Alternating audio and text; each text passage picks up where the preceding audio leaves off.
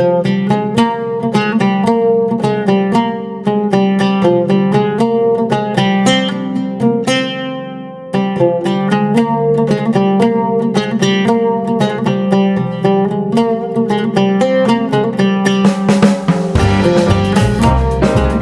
guys, hello and welcome back to the new vlog. I hope you all are absolutely fine. जैसे कि आप पीछे से देख सकते हो कि मैं अभी फ़िलहाल खड़ा हूँ रेड फोर्ट के आगे और आज मैं आया हूँ रेड फोर्ट की तरफ। तो मैंने कहा चलो मैं जा रहा हूँ तो आप सबको भी घुमाता हूँ और जो थोड़ी बहुत छोटी मोटी जानकारी मुझे है वो आप लोग से सब को शेयर करता हूँ। तो चलो इसके अंदर चलते। फ़िलहाल मैं जो जा रहा हूँ लाहौरी गेट की तरफ से एंट्री कर रहा हूँ, यही मेन गेट है। तो चलो चलते हैं और आगे मैं आपको बताता हूँ उसका क्या इसके पीछे स्टोरी है। चलो लेट्स स्टार्ट दिस व्लॉग।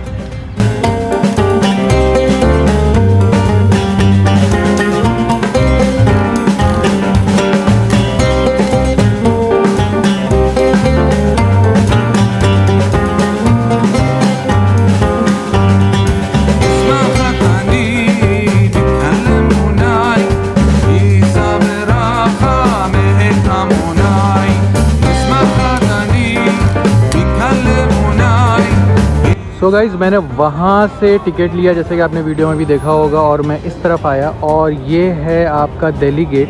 तो फ़िलहाल यहाँ से एंट्री तो अभी यहाँ से नहीं देते हैं ये लोग।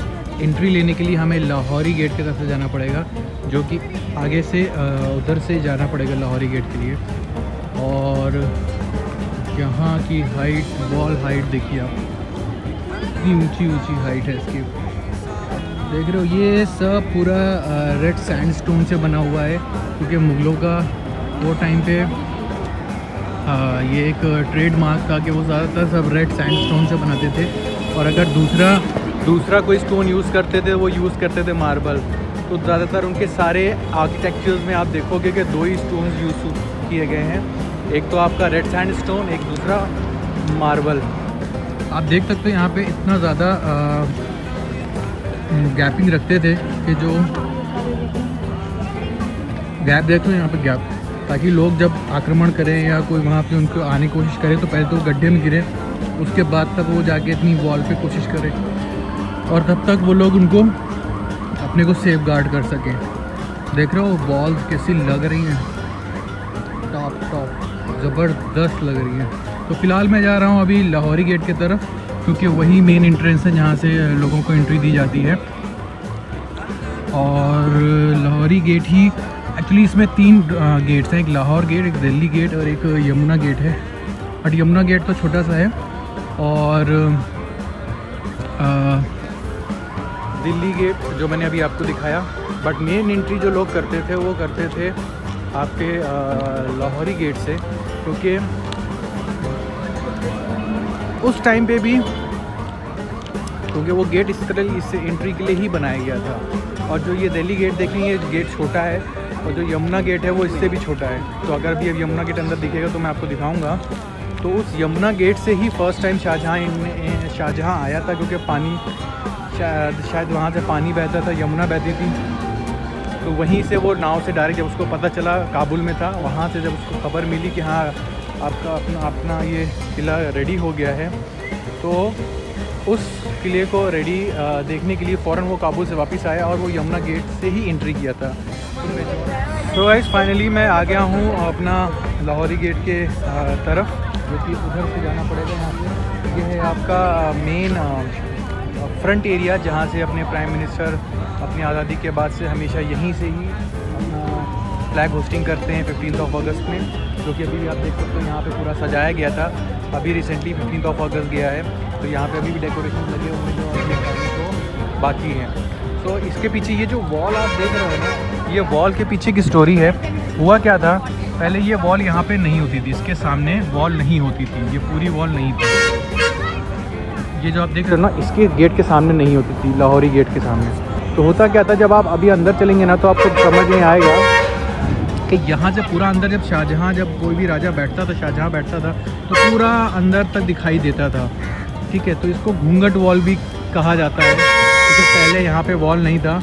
और क्यों लगाया गया, क्योंकि यहाँ से आप जब अपोजिट उस तरफ देखोगे तो आपको चांदनी चौक दिखाई देगा। तो वो जो पूरा रास्ता है, मेरा व्लॉग में जो प्रीवियस व्लॉग है वो भी मैं आई बटन में डाल दूँगा, तो आपको दिखाई देगा वहाँ से सीधा आप अगर देखोगे चांदनी चौक से तो आपको यहाँ पे दिखाई देगा ये वॉल दिखाई देगी और ये आपको पूरा स्ट्रक्चर दिखाई देगा। तो इसी का रीज़न था यहाँ पे, क्योंकि जब भी वो शाहजहाँ बैठता था तो लोग चांदनी चौक में जब घूमते थे या टहलते थे या अपने काम काज के लिए आते थे तो पूरा दरबार अंदर तक दिखाई देता था, जिसकी वजह से बाद में शाहजहाँ के बेटे ने औरंगज़ेब ने इस सामने वाली वॉल को खड़ा कर दिया। तो ये घूंघट वॉल भी है, बाद में यहीं पे अपने जो प्राइम मिनिस्टर थे वो फ्लैग होस्टिंग करने लगे। तो चलो चलते हैं वहाँ से लाहौरी गेट के अंदर। बाकी लाहौरी गेट का सीन कैसा है वो मैं जब पहुँचता हूँ तो बताता हूँ कि वो लाहौरी गेट, उस गेट का नाम लाहौरी गेट क्यों पड़ा।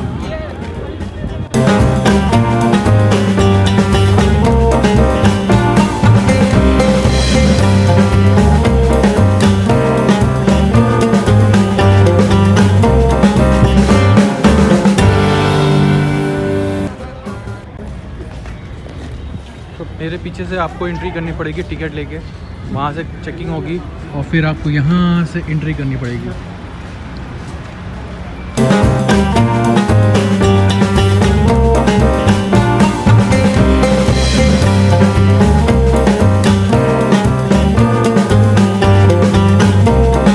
मैंने यहाँ से एंट्री कर ली है, सिक्योरिटी पे थोड़ा अलाउ नहीं कर रहे थे रिकॉर्ड करने का, तो बट यहाँ से मैंने एंट्री कर ली। यहाँ से आप एंट्री करोगे और ये सामने आपको दिखाई देगा लाहौरी गेट।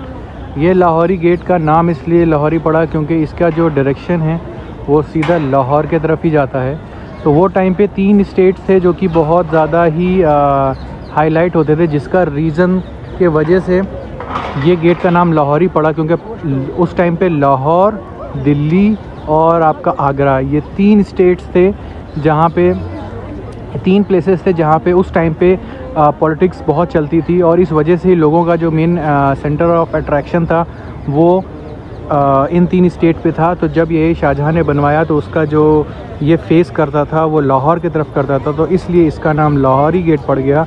और जो उस तरफ वाला जो मैंने पहले दिखाया है उसका नाम दिल्ली गेट पड़ गया। और यमुना गेट अभी जब मैं अंदर चलूँगा तो आपको दिखाता हूँ।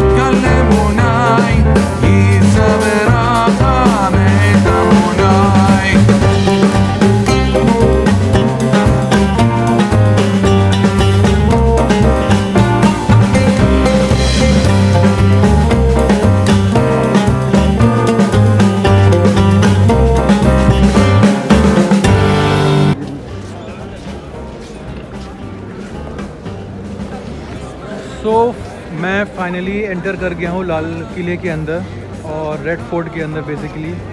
और जहाँ तक मुझे पता है, जो मैंने सुना है या जो मैंने देखा है कि इस रेड फोर्ट को पहले जब उसका शाहजहाँ ने बनाया तो शायद वो टाइम पे इसका रेड फोर्ट नेम नहीं था।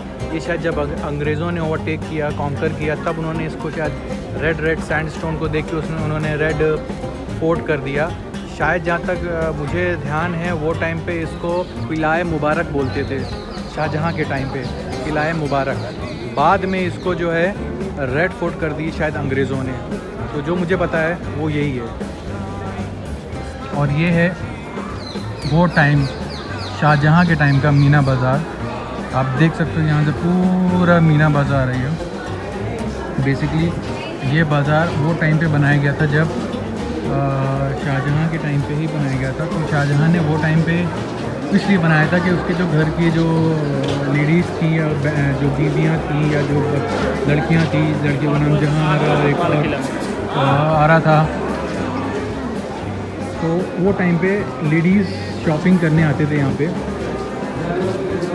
तो यहाँ पे लेडीज़ के लिए कि उनको बाहर ना जाना पड़े, वो सारी शॉपिंग यहीं करें। तो आज भी आप देख सकते हो वो टाइम पे ये सब सारा इतना बनाया गया था। और इसको एक दूसरा भी नाम है, कुछ हिंदी का नाम है, वो मैं मेंशन कर दूँगा अगर मुझे ध्यान आया तो। छज्जा मार्केट समथिंग लाइक दैट बोलते हैं उसको। तो यहाँ पे सारा आपको लेडीज़ आइटम्स ही मिलेंगे। वो टाइम पे भी इसीलिए इसको डेवलप किया गया था कि लेडीज़ अपना शॉपिंग कर सकें। और पर्स हो गया, बर्तन हो गए, जो भी वो टाइम पे चीज़ें होती थी ज़रूरत की लेडीज़ की, उनको जहाँ बाहर जाना ना पड़े और वो यहीं पे आके परचेज़ कर सके।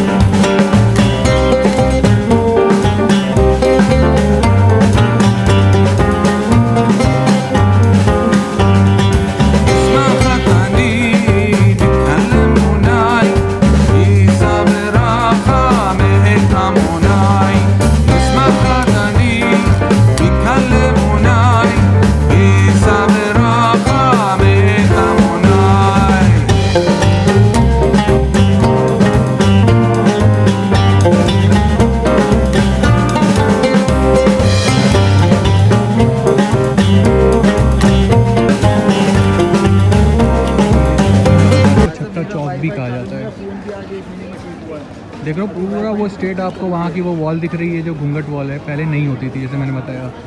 और यहाँ से आप इंटर करोगे, यहाँ पे ये ख़त्म हो जाती है। यहाँ जैसे आप एंट्री करोगे अंदर तो ये बहुत बड़ा सा आपको ये दरवाज़ा टाइप का दिखाई देगा। कहते हैं कि वो टाइम पे ये दरवाज़ा इसलिए होता था कि कोई भी आता था तो यहाँ पे ढोल नगाड़े बजाए जाते थे ताकि लोगों को आगाह किया जाए कि हाँ भाई कोई किसी की बड़ी एंट्री हो रही है।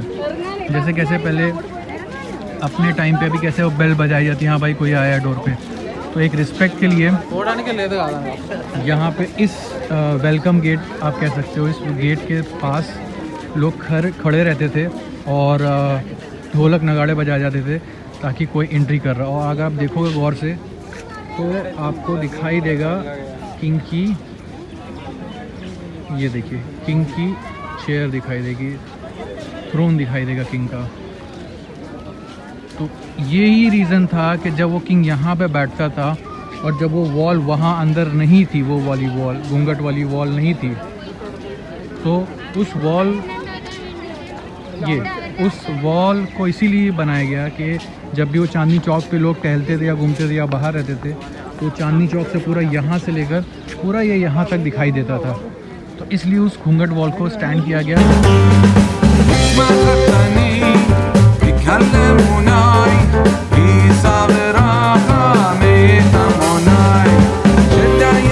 चौक या छत्ता बाज़ार, वहाँ से आप एंट्री करेंगे तो सामने जैसे मैंने दिखाया आपको, ये था एक ग्रैंड एंट्रेंस, उसको बोलते हैं नौबत खाना, ठीक है।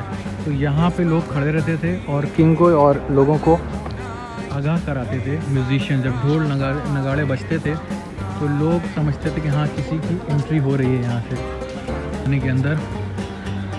देख रहे हो यहाँ से सीधा आप देखोगे, गौर करोगे तो आपको पूरा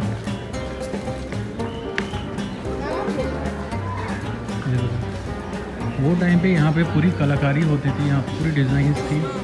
बट क्योंकि इतनी हिस्ट्री है इसके पीछे कि कितने लोग आए इसके बाद भी, अंग्रेज़ों का राज था जिसकी वजह से इसकी ये हालत हो गई है। पहले तो बहुत अच्छा था ये।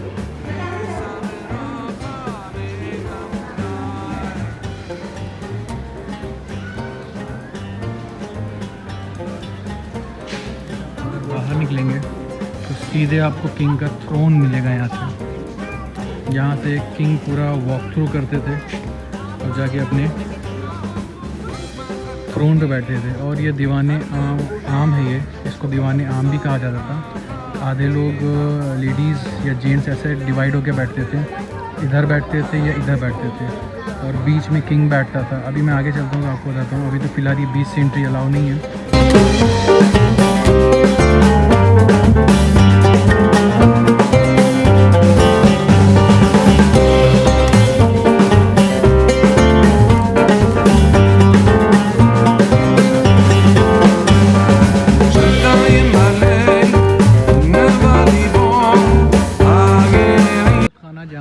मैं वहाँ से एंट्री किया और अंदर से बाहर निकला नौबत खाने से, और आप देखोगे सीधे वो दीवाने आम दिखाई देता है। तो चलो वहाँ से अभी फ़िलहाल जहाँ से किंग एंट्री करता था, यहाँ से एंट्री करके जाके वो बैठता था, तो वहाँ पे तो अभी बंद किया हुआ है, कुछ रेनोवेशन या कुछ चल रहा होगा किसी रीज़न की वजह से। तो फ़िलहाल हम लोग इधर से चलते हैं। यहाँ पे आपको दो तरह के कंस्ट्रक्शंस दिखाई दे जाएंगे। एक तो आपको दिखाई देगा मुग़ल आर्किटेक्चर, जो कि आप कहीं से ही पहचान जाएंगे कि मुग़ल आर्किटेक्चर्स बने हुए हैं, और दूसरा दिखाई देगा विक्टोरिया आर्किटेक्चर्स, क्योंकि बाद में जब अंग्रेज़ों ने ओवरटेक किया तो इसमें काफ़ी बिल्डिंग्स थी जो उन्होंने डिमोलिश करके उन्होंने अपने हिसाब से अपने तरीके से बनाए, जो कि विक्टोरिया आर्किटेक्चर कहलाता है। और जो मुग़ल थे वो उनका मुग़ल आर्किटेक्चर्स कहलाता था। यहाँ पे दो आर्किटेक्चर्स आपको मिलेंगे जैसे मैंने बताया। तो फ़िलहाल अभी ये तो आपका मुग़ल आर्किटेक्चर का फॉर्मेट हो गया, और ये जो आप इधर देख रहे हो ये विक्टोरिया जो आर्किटेक्चर आप कह सकते हो कि अंग्रेज़ों का बनाया।